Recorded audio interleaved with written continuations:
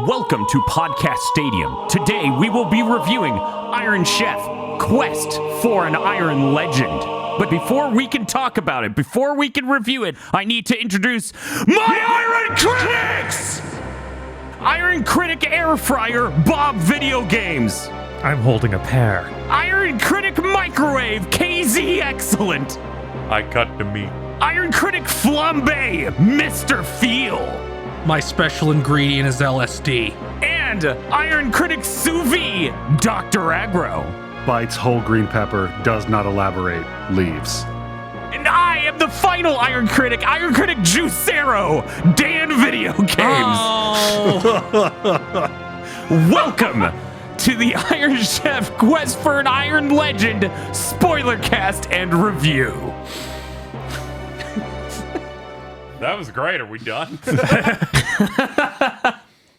Hello, everyone. We have a high propensity for reviewing Iron Chef. Netflix-related content here at GigaBoots, and somehow, some way, Netflix greenlit Iron Chef, shipped it, and told no one.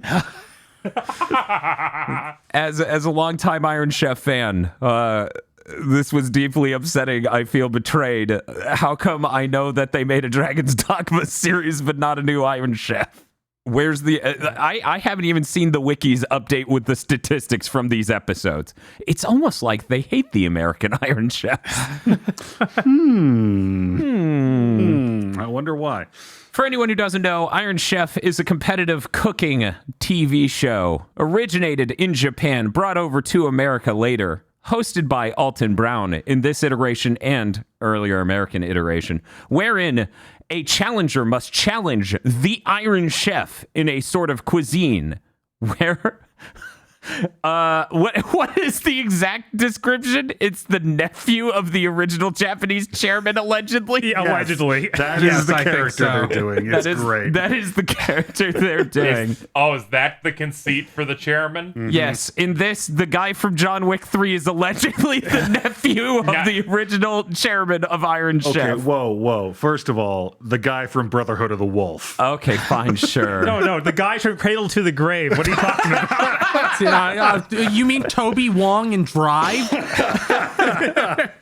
As I was watching this, I had vaguely remembered you saying, "Yo, the Virgil in John Wick 3 is just a dude from Iron Chef." Mm-hmm. Having now seen Iron Chef for the first time, this may be the most cracked out, funniest man I've ever seen on television. Let me tell you, this is exclusively a factor of this version of Iron Chef. This is the funniest they've ever written the intro and outro bits. It is amazing. Yeah, that guy is at 10 I genuinely started tearing up.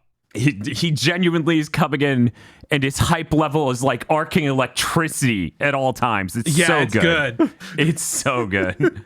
Like, I love when they cut to people looking at him, like, because they don't look visibly uncomfortable, but they do kind of want to glance to the crew and go, are we fine? Is this right?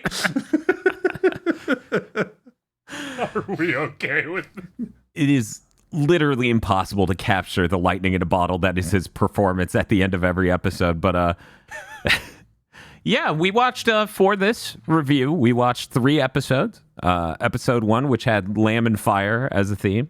Episode 2, which football, football, ribs and tailgating, and then episode 3, which was milk. The barnyard. Yeah, they did the barnyard thing. I really appreciate the incredibly fake backdrop that they put behind the ingredients stand. Oh yeah, those full-size dioramas are and it seems like whenever they do the reveal, they'll show a few shots of it, and then they'll cut in a shot of like a larger, more complex miniature they built. Right, like some CG farm. Yeah, I think that's some weird like Unreal Engine made thing that they're cutting to. Yes, I don't doubt that. I don't doubt that stand is some smaller version of that. You know, honestly, I thought it was really neat. What I didn't find really neat was the weird crowd that you can only see one shot of an episode that is CG and above the background. They're just I didn't even up look there to see if they were like CG or whatever. Yeah, it's like maybe they're not CG, but they look it. I assume they're just a flat capture of people. Like, Yeah. it doesn't look right, but I don't think it's literally CG. But who knows? They're always so far off. I can't see. Yeah, it's only once an episode, so you really don't get to look at them a lot. But you're just like, oh, that's always up there.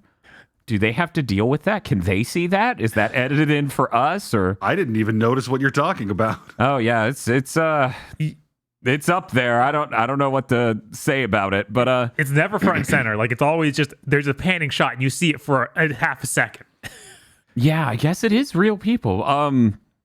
But yeah, most episodes you get maybe one shot, maybe. Whatever. Anyways, we need to stick to the actual structure of this series that we do. So, two sentences and a mouth sound to express how you feel. We go first to Iron Critic Flambe, Mr. Feel.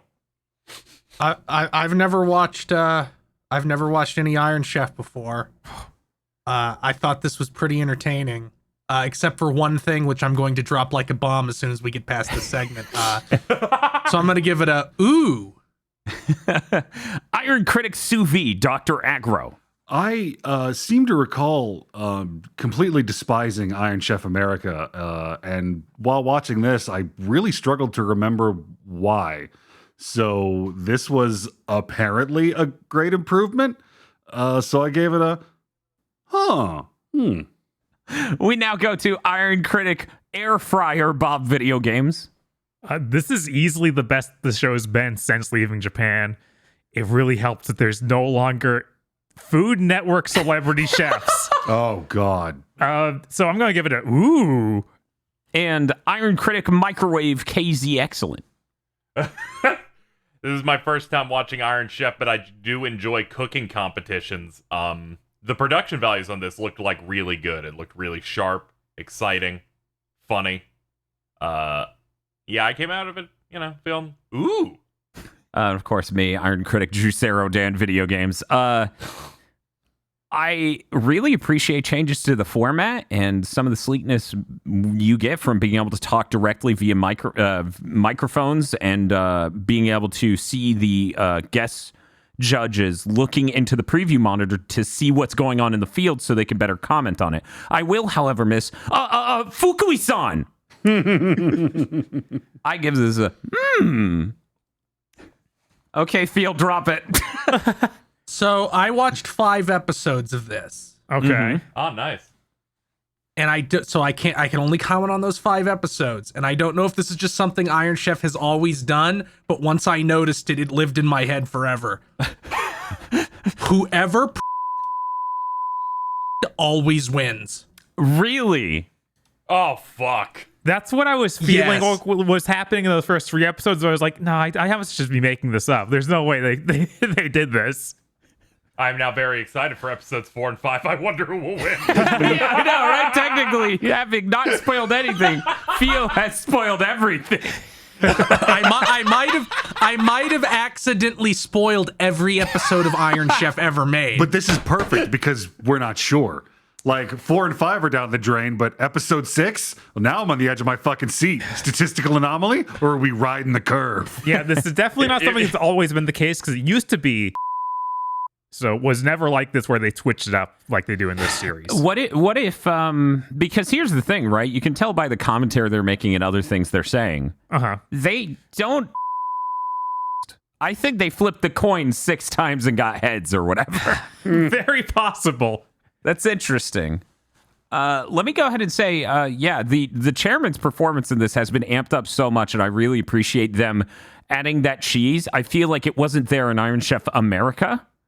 And Iron Chef Japan really had an energy to it and a self-seriousness to it that added that level of gravitas there that I feel like the original America is completely devoid of. Mm-hmm. Absolutely. I made a joke of, one of the interesting dynamics for the series, episode 2, they assigned former NFL players who are chefs, like who are cooks, to be sous chefs for the Challenger and the Iron Chef. I made the joke of, that's the only way Bobby Flay can get back in.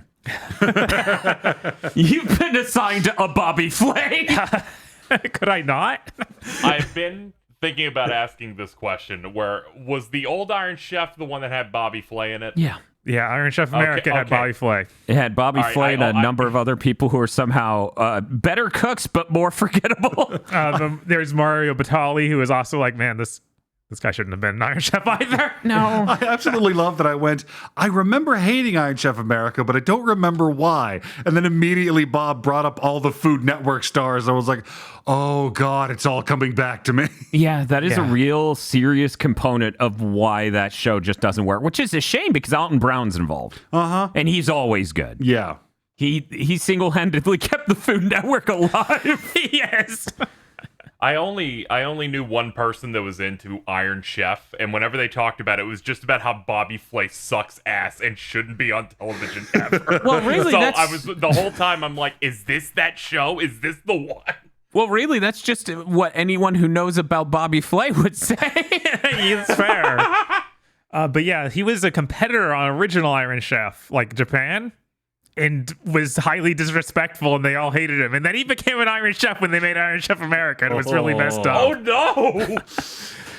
Alton Brown, one of the lines he said in this is, "I've been in every kitchen stadium," and I'm like, did you take a trip to Japan to be a guest in the original run? Like, how did you get there? I thought your career started after that show ended.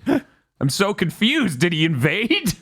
I mean, he could have just gone there because it was just from knowing about it, Yeah, I mean, he clearly was into food, right? Like he got into cooking later in his life. It wasn't like the first thing he went to do as a career or anything. Right. But yeah, no, this is funny. I appreciate some of the showmanship and structure to the gimmicks of each episode, and they get an absolute. This dude is a character on Comedy Bang Bang tiers of You Can't Be a Real Human. Challenger for the first episode, Mason Hereford, nostalgia food specialist. He makes quirky sandwiches. I think maybe this will help people understand the idea of an Iron Chef. Uh-huh. If you've ever seen any cooking anime, they just watched Iron Chef. Yeah, That's all it is. That's it. That's all it is. It's super good. Yes. I was like, oh, this explains the cooking contest in Star Ocean 2, where you have to run up and pick up ingredients from a big display that changes each round. Yes. I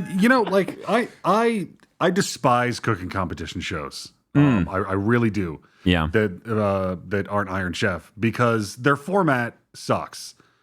I mean, all the ones we make in the States, because we're getting all these people who are really talented at this together and then fucking them over and over again so they look bad, so shitty people can feel better or something. I hate it. Iron Chef, they're like, here's your ingredient, here's your theme. You have an hour, make 5 dishes. And we get to see a talented crew be good at the thing they're good at and make good stuff instead of coming in halfway through and going, you have to add goat cheese to every dish. Fuck you. Yeah, I know. It is really nice that they're like, we just give you all the tools. As someone who's watched a significant amount of Chopped, it really is just horrible bootleg Iron Chef. I too, I don't really love a lot of the food cooking competition shows in America. Not to say there are any in Japan I know of past Iron Chef. I was really just making a cutout for the Great British Bake Off. Oh, okay. Well, thank you. I appreciate you. You know, that's helping other voices be heard. Thank you. British representation here on GigaBoots. Aggro correctly pointing out that it's fucking stupid to fuck everything up for the sake of cheap drama. Americans are a disease. I just imagine like the guy who comes in and fucks up every dish that Aggro described. I just imagine that being Rocco Bodie. and he yells like, "This ain't your mama's dish," and like folds his arms.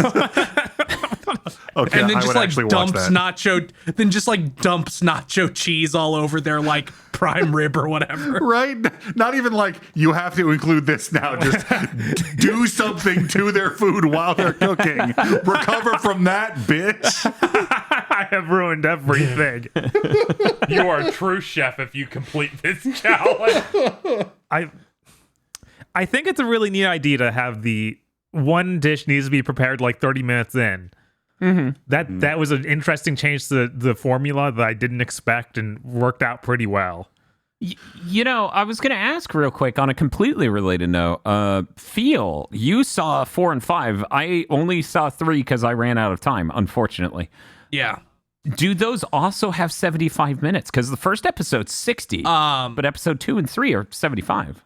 I think one is 60 and one is 75. Okay, I was curious if that was going to be a And thing one for the rest and a of it. couple do not have the first dish has to be sooner thing. Huh. Interesting. That is interesting. They're really willing to break up the format differently because it used to be it was all 60 minutes and they wouldn't have any alterations, but that's neat. Yeah, Yeah, I mean, four specifically has a really interesting gimmick because it feels like the chairmans will sometimes like pull out the Mario Party card. Be like, here's the special gimmick for this episode only. yeah, You have to deal with this. I think the extension comes in the second episode when they're doing tailgating and ribs, and it's like, well, yeah, ribs do take a while to cook. So that kind of makes sense. I was curious if it was always tight matched to the main ingredient they have to use. Yeah, because it also made sense for the milk because that was all about making pastries and that sort of stuff also takes time. Yeah. You know, I'm going to say one thing that was deeply unsettling about this. Someone went off screen and made ice cream successfully, and I don't understand what the hell that's doing in an Iron Chef series. Yeah, I guess the ice cream maker technology has come too far. It's no longer the meme it used to be, and it's kind of sad. The person confidently looked at the camera and went, yeah, I'm going to go make an ice cream. And me and Bob went, uh-oh, out loud, simultaneously. Because it's that bad, huh? yeah, the ice cream machine's where people go to die. Like original Iron Chefs. It's really good. We never get to see the ice cream maker they use. No. But the next episode, we get to see someone use something really creative. They used liquid nitrogen to hyper cool things. Yeah. That was really cool. But I'm still sitting here and I'm like, but how did they make that ice cream? How did it get done? That shouldn't be possible. Why not, you stupid son of a bitch? Bastard. You stupid bastard.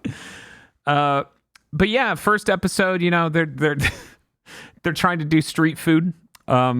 They sit there, and what was the term they used for it? Because they didn't use the term I was used to until the end of this episode. Street taco? No. Oh, Yeah, a walking taco. Walking taco. I was not familiar with that term, but then they called it Frito pie or whatever. I was like, oh, okay, there we go. It was well, Frito pie is typically just served in a baked chili dish, and yeah. cheese. Yeah. And well, it's also just usually just chili and cheese. A walking taco can be any kind of taco ingredients they just shove in there. Like if you look up pictures, it'll be like there's guacamole and like chicken and They're like the all classic kinds of American dish. I'm like, the fuck is he talking about? I know, Right? that made me lose it. The, I'm like, the classic yeah. of the American South is like, I've never heard of this. yeah, I'm like, wait a second, Yeah, I'm in yeah, the I American felt South. I'm sure that if I went to a high school football game, these would be all over. They said that. I bet this would be in Texas. Like, I think that's- it's just it hasn't made it over to this part of the South. I just looked at it and Yeah, thought, yeah, like, you're like they mean like Southwest, not racist South. Not, they mean Yes. they mean slightly less racist South, not. it's a whole different kind of. Anyway, I don't know. I looked at that walking taco, and my only thought was I'd get halfway through eating that thing before the shitty Fritos bag just disintegrated in my hand.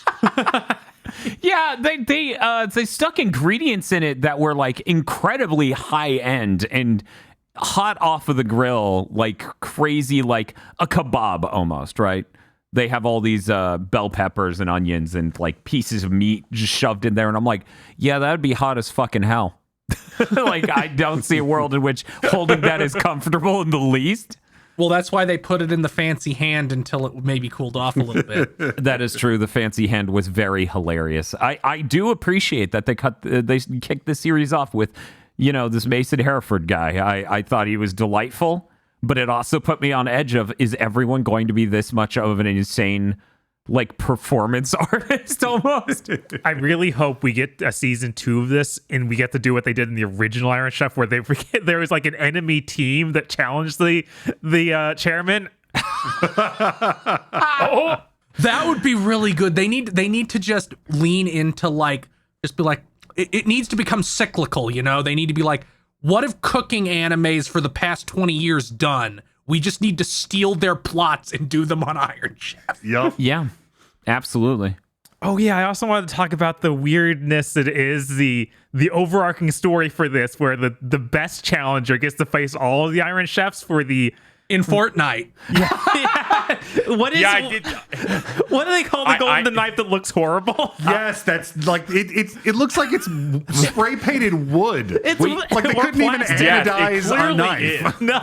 Yeah, it They looks 3D like it printed looks it like before filming. Yeah, it looks like that, but what it specifically reminded me of is when I was a kid, I got this toy butcher knife from a costume shop. Like it's supposed to be if you're like going as Jason for Halloween. Uh-huh. Yeah, no, it does And look like it that. looks like that, but spray painted gold. Yeah, so it's hollow inside. If you squeeze it, it'll squish in easily. Yeah, I thought because like, we figure out we're going to review this. And Aggro goes, I look forward to seeing how it's made streamable or something like that. And that hadn't even occurred to me. I was just like, I'm tuning into a new version of Iron Chef. And then we're watching it and Bob goes, okay, that thing at the end where they go, the person who scored the best, because, they rank them out of 100 points, the 3 judges do. The person who scored the best across all the episodes gets to challenge all 5 Iron Chefs at the end. Mm-hmm. That is the Netflix arc of this, as Bob pointed out. And I was like, okay, that's actually a pretty matching, arc to force into something like this. That makes sense. That is contest friendly. It's not like countless shows and things we've watched where it's just like, and this is the arc for the episodes. And it's like, okay. Here's our connected B plot among all of the episodes. It's really bad. I'm really excited to see the competition where one takes on all 5, and I sincerely hope that they don't.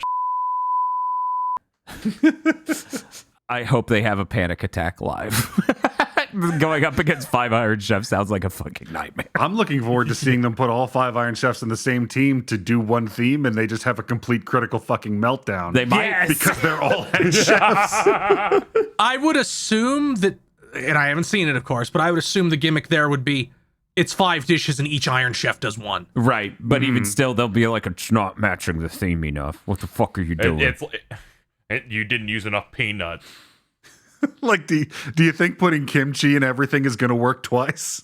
Yes. Yeah, no, fuck. She said kimchi chili, and my brain exploded. I know. Like, what? My whole life has been wasted. She fucked me up, honestly. Everything she did was magic. That reminds me, that episode had Danny Trejo in it. We haven't even mentioned We that. haven't mentioned how they have a third guest judge that's a constantly rotating chair. And in episode 2, it's Danny Trejo. And every comment he makes is, this is good. Please feed me more. Yeah, it was literally. It's so great. There's like really good nuanced criticism, like, I don't know, these flavors together, or this, you could have done this. And he's like, I'm almost done with this. Do you have another one? Like, if somebody handed me fishbone at a tailgate, I'd beat his ass. Yeah, we used ramen as money in prison. That was the one that got me. Oh, yeah, that one. He's like, in the penitentiary. That episode also had the former NFL stars as sous chefs. Yes, which was really great. I was going to say, talking about the Iron Chefs not being able to get along, the beginning of the second episode, you see the former NFL players and the challenger be like, okay, so here's the idea, and we're going to do this because of, okay, so we'll figure that out. And then you cut to the other team, and the way they've edited it, at very least, made it seem like, here's what you're going to do. And it seemed way less like a team effort. It was really good. That is, of course, the episode with possibly the highlight of the series, when the NFL player just accidentally lets that fucking lamb burst into flames. They're like, hey, I don't think your thing's supposed to be on fire. Hey, he was spinning those potatoes. That was not his job. Right, he was not just- going to interfere, but it did just look hilarious. Yeah, it's just like, hey, are you fine? And you hear him going, I'm fine. As he's covered in fire. You can't even get a clean shot of the guy. Well, yeah, I mean, clearly he could stand the heat, and so he remained in the kitchen. It just makes sense. You're right. For That at moment was least really a few good. seconds, I had a moment of maybe it's intentional. Maybe that's part of the cook. Yeah, me too. And then the challenger walks over really quickly and puts it out, and I'm like, okay, that's We had failure in episode 1 where it's like the fryers aren't fucking working. We have to get this shit in a pan fast. Yes, that was. And the challenger is trying to make his chicken fried lamb to use on a sandwich. Of course.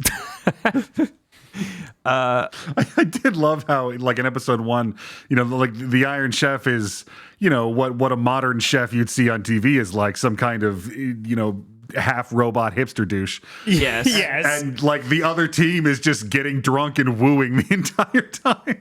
Yeah, it's funny how the challenger team's literally drinking, what was it, Coors Light, and having sandwiches. It was fucking funny. Yeah, so they're doing things like serving a walking taco in a mannequin hand as a serving tray.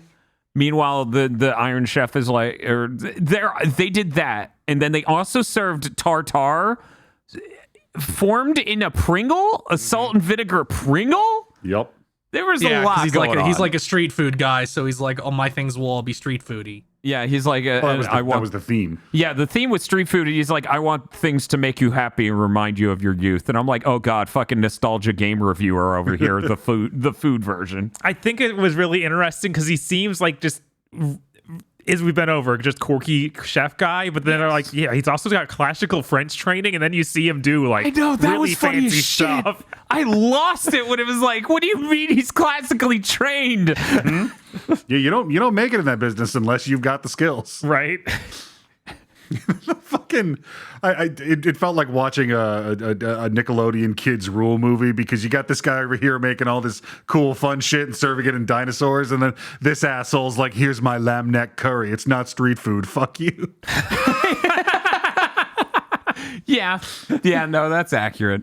Yeah, but seriously though, with Mason Hereford, the challenger in the first episode, I thought he was like a Will Forte character. That's the sword salesman from the Tim and Eric movie. God.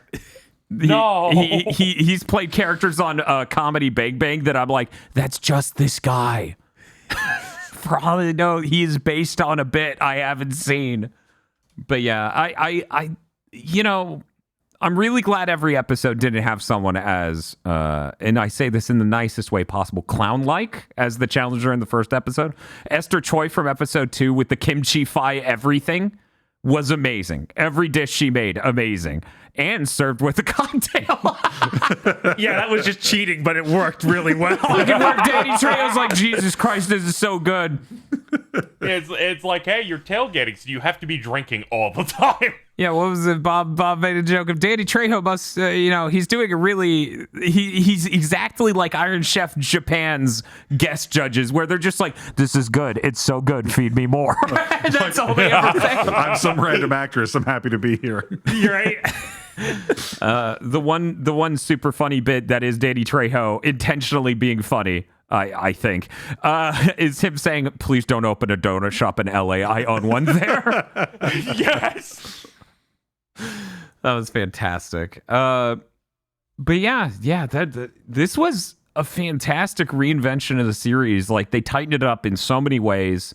The hosts, both of them, Alton and the new one, Kristen Kish, both were fantastic. I really like everyone in the production in this, which is weird. Because the dynamic was really good. That second episode where Alton says, if you don't come back with a drink, we're done. we're done. Yeah, then episode 3 where he's just like, by the way, the part of the sea urchin we eat is the gonad. That is what that part is. And then he just stares That's into the camera. scientific term. But yeah, they've done such a brilliant job. I appreciate the production values. Like they've upped it significantly. Maybe that's the progress of technology. Maybe it's Netflix throwing some real money on this. Yeah, I keep thinking back to original Iron Chef, and it's like this place is well lit, and they can move cameras around it. That's nothing like that show used to be. Yeah. No, it's true. This just looked good. Yeah. Like in terms of just how detailed everything looked, where I was like, man, this is high production values for this. See, I watched this and was like, maybe I should watch earlier Iron Chef. I guess not. I guess I accidentally That's came in all at I've the peak. learned. No, from you this. should absolutely watch original Iron You Chef. should watch Original Iron Chef. Yes, Japan. A lot of that's on YouTube. Yeah, I was speaking about Iron Chef America, Yeah. Yeah, no. because everything you said sounds like poison. They do a really good job. They have the, as always, the fancy shot of the food. People may not realize this. They have to make an extra version of every dish, an extra, dish, an extra plate of every dish, so that way they can do the cosmetic shots behind the scenes. And they did a really good job of like doing that and cutting to that and cutting to those in between stuff. And then they include one shot in the first 3 episodes where they didn't color correct the food. They didn't make it look fancy. It's just sitting out there. So he's just like, oh, this is a great gyro. I love it. It just looks terrible. There's only one shot in the first 3 episodes like that. So it was really weird because they did such a great job of making everything look exceptional. Like absolutely extraordinary. Yeah, the chemistry between Alton and Kristen is so good. I came in expecting mild disappointment, but probably better than Iron Chef America. This was phenomenal in my opinion. I think they really nailed it. Mm-hmm. I don't have confidence in Netflix, so I don't expect them to do a season 2. Right. Yeah, it does seem like it, but then again, they don't have to hire writers for this. Oh, So that's so true. maybe they can save some money that way. I mean, that's why reality show became a thing.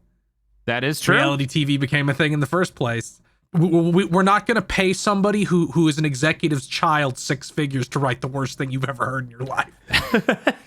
The only thing we're gonna write is the chairman will dramatically look to the left at the celebrity guest, a live chicken. Yes. Yeah, those sections obviously have some really good writer or that actor is just that good. Yeah, maybe that's just what he's decided. He's like, I want to sit on my throne and just eat in front of the camera. Yeah, every outro is golden. I was crying. I was laughing so hard at I think it was the end of episode 1 or 2. I don't remember. Yeah, they were both so insane. The end of episode 1 is the football one where Yeah. where he apparently kills people at the end because it just cuts to black. It's delightful. Yeah, the idea of putting a teaser for the next episode is really smart. A really smart way to make this a more streamable series. Like, it makes you want to go to the next one. Mm-hmm. And it's something never done before, but they nail it. Yeah, completely. So do you think, because I don't know the logistics behind the scenes, do you think Food Network lost the rights to do Iron Chef based on Iron Chef? And Netflix just went, we'll pick those rights up. Alton Brown's telling us he wants to do it. Yeah, I assume this was heavily Alton Brown backing sort of thing. Just like, yeah, this could be the best cooking show on television, but Food Network wouldn't let that happen. Right? Like, Alden, we've seen Iron Chef America. It was bad. He's like, no, I know. But wait. What if we didn't make dog shit? What if we tried? What? You can do And that? then everybody at the Netflix office like starts whispering and looking between each other. It's like, we're allowed to do that? This is bullshit. We weren't allowed to do that before. Look at Bebop Netflix. Alden, I want you to tap the handset twice if Bobby Flay is in the room. Any episode now, I expect Bobby Flay to invade somehow. Like he's just going to be the third rotating judge. Yeah, exactly. He's just going to be there, and I'm going to be furious. He's in the fucking finale. I'm imagining the person listening to this who loves Bobby Flay and is like, I fucking hated this podcast. It's like, whatever. Go watch the new series and enjoy it. That's all I actually care about. they should bring in Guy Fieri, but never Bobby Flay. I'm okay with Guy Fieri because Guy Fieri never pretended to be an Iron Chef. At Right. least not that I That's- recall. That's true. He's just like he should be a guest judge in one of the episodes. Yeah, absolutely. That's his place. If they do any that are just the theme is diners, drive-ins, or dives. I look it up just to be sure that he wasn't an Iron Chef at some point. It goes, is Guy Fieri a real chef? Good question. That is Perhaps. that's somewhat a legit question to ask. Guy Fieri is the realest chef. Is the Man versus Food guy still alive, or did he just drop dead from what doing that show entailed? That's a good question. I can't confirm that he's alive. I don't think they'd let it come out if he died. Honestly, yeah, they just. That's like the Queen of England. You can't let people know that we won. Apparently he got it. Apparently he recovered, because I just remembered start of that show, kinda husky. Into that show, whoa, and then now you look at him and he's like, no, I lost all the weight because I would die if I didn't. Smart. What do you mean they have a season 9 of that show that started airing in December of last year? Man versus Food, Yeah, that's what this is saying. Man v. is Food. a lot. season 10. What? Oh, they change hosts. Okay, there Yeah, we they go. changed host. That which explains it. Holy shit. I'd like to see Gordon Ramsay fucking guest on one of these.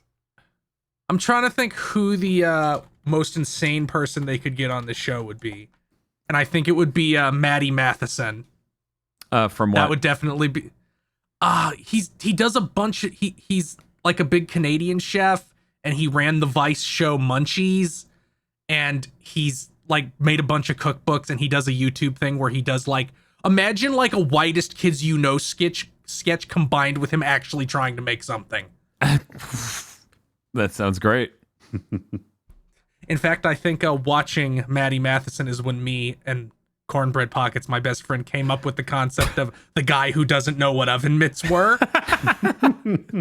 I kind of figured, actually. Shit. I'm glad that guy in episode 3 lost, because making food into a foam is some dumb bullshit that needs to stop happening. But it's a molecular gastronomy, aggro. Yeah, it's some dumb bullshit is what it is. I think it's a very artistic and not at all complete bullshit. I know the hot albino chick in Food Wars does it all the time, but that doesn't make it right.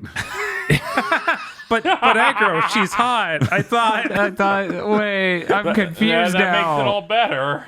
I was gonna know. I enjoy. I think it was in the third one where they just make the lightest idea of a pastry, just barely, and put it on the plate with the stuff, and everyone's like, "Yeah, we're not buying this bullshit." Yes, I think that's the challenger. It's absolute horse crap. That episode had lots of interesting things in it. Like they did something to They carbonated the grapes. carbonating grapes. I was like, that's strange. Yeah. How do you do that? He did that cool ass beeswax sculpture thing. Oh, that was Yeah. amazing. oh yeah, that was melting. real cool. They melted beeswax and put charcoal powder in it to color it, and then, And then poured it in refroze ice it. water and Yeah. and like sculpted it into a tray. And then made a fucking cool ass caramel bite skull to put on it. I'm like, this rules. That was a dramatic fucking dessert. Yeah, no, that was really incredible stuff. There's also that one really great shot, that episode where Alton is eating something in the kitchen stadium and the camera's pointing at him and he's like, I'm snacking, go away. Yum. Also, I thought it was really fascinating watching, they didn't necessarily have an encyclopedic knowledge of the exact tastes and textures of every milk on the Challenger side, I think it was. So they have to sit there and try the milks, and then they sorted them out at the very beginning, because they have multiple different milks. I believe it was Yeah, they have sheep milk, camel cow milk, cow sheep milk. milk, camel milk, goat milk. Yeah. Buffalo. Oh, yeah, and buffalo. Yeah, buffalo. And that was it. And it was like, oh, this rules. This is really cool to watch them do this on the fly of like, okay, this is more savory. Put it over here. I was like, oh, this rules. Oh yeah, another thing the show does I really appreciate is we get the backgrounds and stuff for the Challenger chef and the Iron Chef, and then they also do that for the sous chefs. A lot of times they'll be like, okay, this is the introduction for them. This is why they're here. Like that's nice. Yeah. I like having more info on these people. Absolutely. I thought the milk episode was pretty funny because they're like, yeah, this is going to be about milk and have a really heavy emphasis on pastries. And the chef kind of went, uh-oh. Yeah. Yes. You know, they put the grapes in the foamer, and the moment they did that, I remembered the one time on one of these Iron Chefs, the foamer didn't work, and I got PTSD. Because it's not like the ice cream machine. The ice cream machine never fucking worked. The foamer, though, always worked, except for one time it went horribly wrong. I was like, oh my God. What I'm trying to say is cooking shows have given me deep damage. That's fair. It was great in episode 3. Like one thing I missed from original Iron Chef is because they used to have like Iron Chef Italy and Iron Chef, Szechuan, and they like you'd call one of them out and they had a specialty. Yes. And the first 2 episodes, it was just these are 2 chefs we got in, and the third one like, oh yeah, Iron Chef France, let's fucking go. Yeah, that was pretty good. I appreciated that. It's because usually in the older Iron Chef series, you would have the different cuisines that they were experts at. And it's really good because in Iron Chef Japan, they would do the backstory. They would be like, here's why they are Iron Chef, whatever. And you got to pick them in the original show, right? Like you'd stand up and you'd point at one. It was like Beat the Geeks, but with food. Yeah, that's something I do miss. I assume that too was scripted and they just had to choose who the people said. I assume that they got to choose. They just did it well in advance because they obviously only had the one who was actually going to battle them there. Because the other would always be cut in shots that were not the same day. Yeah. But yeah, this could have gone way worse. Yeah. I'm shocked by how good and engaging of a show they made. Mm-hmm. Because it has everything you could possibly want from a more gimmicky cook show like, a Chopped or something else. But it doesn't stray far enough to just delegitimize everything else going on with it. Yeah, it has enough confidence in the fact that this is a show where you get to watch a team of really talented people do the thing they're good at and make great food, that we don't need to kludge a bunch of random Survivor bullshit on top of it. Oh, and to cover my ass for the comments section, that was not a Coors Light, that was a Coors. Wait, is that a root beer? It says ROO. No, that has to. It just says rock. Okay, we're good. I'm like, are these motherfuckers drinking root beer pretending? Ooh, we're so crazy over here. Hey, you can buy hard root beer. That is true. I don't know if Coors makes that. As far as It I wouldn't can surprise tell, me if they did. I would say hard root beer is like the spiritual drink of the person we're looking at in this image. 100%. If he had a stand, it would be an anthropomorphized hard root beer. His power is to turn all your blood into IPA. Go get them, Rudy Tooty. So wait, you're saying he microbrews your blood? Yes. Oh, no. It's not often we get to watch the latest thing on Netflix and it's good. Yeah, that's basically never happens. Yeah, this is kind of a first. You found it by accident. Yeah, this Bob's You like, scrolled through Netflix and found it, and 2 days in went, all right, let's do it. Bob just literally he takes his barrel poking stick and he's just hitting the bottom of that barrel over and over, and this floats up and everyone goes, wait, what? Yeah, because I saw like a month ago that Alton Brown announced this. I didn't think it'd just be out now. Yeah. It's insane. Like when I tweeted about this, the fact they didn't market this, people were like, yeah, if you're not their biggest show, they don't put any money into marketing you. You just succeed on the fan base finding you and, organically sharing it among themselves. And I'm like, man, that sucks. If only there was a network where you could watch food-based shows. The History Channel? Oh. Huh. Has the History Channel tried to rebrand themselves yet? Where it's like, remember when the Sci-Fi Channel became Sci-Fi SYFY? Siffy. Yeah. Has the History Channel tried to do that to talk to address how 80% of its shows are like how aliens built the pyramids. I keep waiting for it. Like, I'm on the edge of my seat waiting for it to become the Their Story channel. And I'm like, no, we've been human interest this whole time. I don't need the Their Story channel. That would be really something. It would still be alien shows, just to be clear. Yes, Their Story. Everyone watching is like, well, it's their story, as in the aliens. Got it. That's the rebranding. Yeah. This is actually smart. Well, I think we're going to wrap this up. Gentlemen, you get a few sentences about how you felt about this exactly, and then we need a score. 1 to 10. We're going to start with Iron Chef Flambe, Mr. Field. This was really great. I think a couple of the episodes felt a little bit too long, specifically when they don't have the first dish.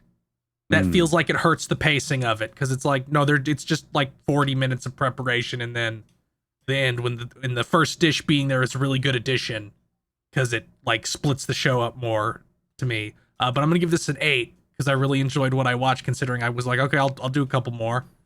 Okay. I like seeing food. Thank you for showing it to me.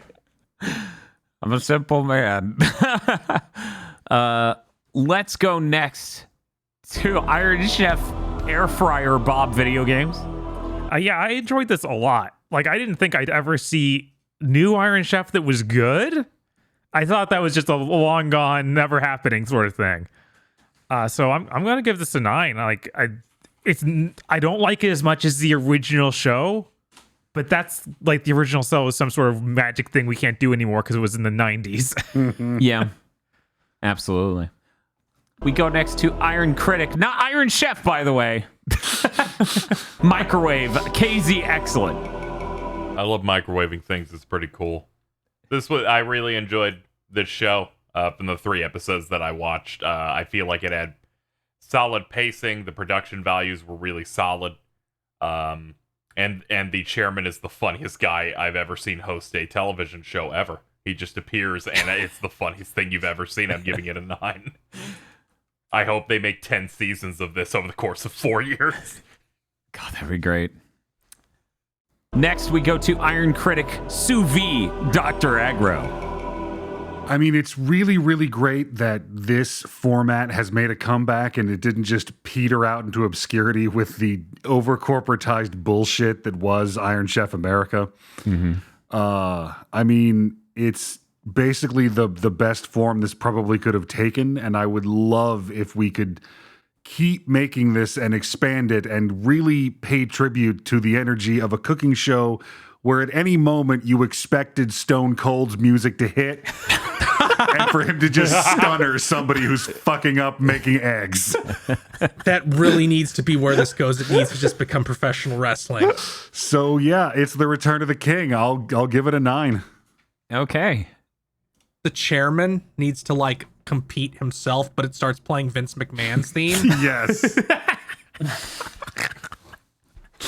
I don't need to imagine that chairman walking like Vince McMahon doing the gorilla walk. I do. I want to see Alton Brown hit a coast to coast between the 2 kitchen stations. And of course, me, Iron Critic Juicero, Dan Video Games. I'm going to go ahead and give this a 9. It really is amazing. This is actually great American reality TV kind of television. I'm shocked. That shouldn't exist.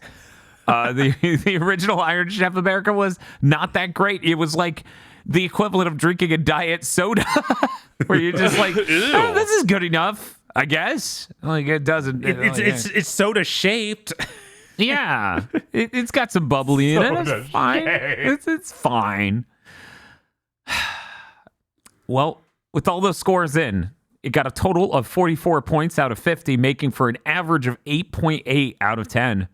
I think that says this show is pretty damn recommended. That might be the highest rated Netflix thing we've ever watched. Might? Or in history.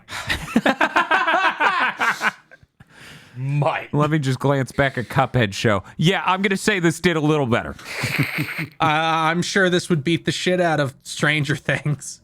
Now, Man, holy crap! This is insane. It only got 41 more points than the Mike Myers show. that's strange.